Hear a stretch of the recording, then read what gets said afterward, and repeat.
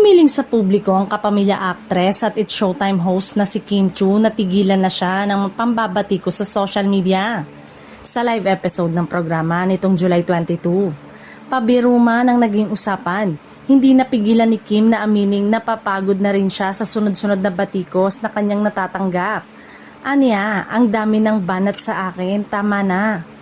Nagsimula ang biro nang mapansin ni Kim ang outfit ni Jong Hilario na anilay kahawig ng estilo ng American rapper na si Snoop Dogg. Nang asa rin siya ni Teddy Corpus na baka mag-text pa sa kanya si Snoop Dogg. Agad na sumagot si Kim at sinabing hindi na niya maintindihan ang mga banat na ibinabato sa kanya nitong mga nakaraang araw.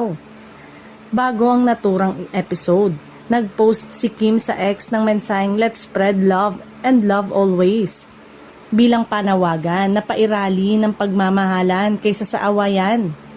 Ito ay kasunod ng pag-init ng usapin matapos hindi mabanggit ni Vice Ganda ang kanyang pangalan sa acceptance speech nito sa isang award ceremony na ikinadismaya ng ilan niyang taga-suporta. Kasunod nito, naglabas si Vice Ganda ng serye ng post sa X kung saan pinuna niya ang ilang fans na umano'y naging sobra ang naging reaksyon. Sumagot naman si Kim at ipinagtanggol ang kanyang supporters. Ayon sa aktres, maaaring naging emosyon na lamang ang mga ito dahil sa kanilang pagmamahal at suporta, ngunit nilinaw rin niyang hindi niya ikinukonsinti ang anumang hindi tamang asal.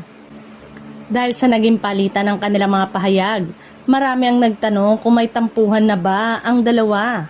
Agad naman itong nilinaw ni Vice Ganda at sinabing wala silang alitan. Ayon sa kanya, magka-message sila ni Kim at maayos ang kanilang komunikasyon sa kabila ng naging usap-usapan online. Sa live episode ng It's Showtime nitong Miyerkules, parehong pumasok sina Kim Chiu at Vice Ganda. Bagamat ilang minuto lamang na nalate si Vice, naging masaya at normal ang takbo ng programa na tila nagsilbing patunay na maayos ang kanilang samahan at wala silang personal na hidwaan sa kabila ng naging kontrobersya.